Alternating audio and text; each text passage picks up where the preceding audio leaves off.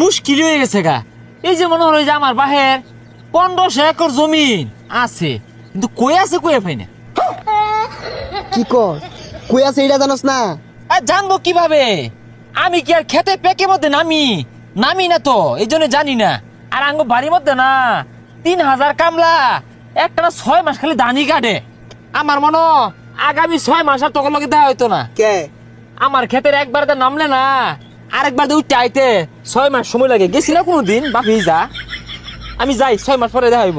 না করি তাইলে আর ময়নাও দিত না, ভাতও খাওয়ার লাগতো না, না খাই মরুল লাগবো।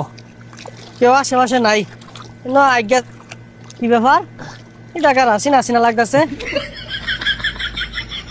না আর কইতে কইলাম ঠেঙ্গে মধ্যে প্যাক ভরাই দিয়ে কিরম লাগে।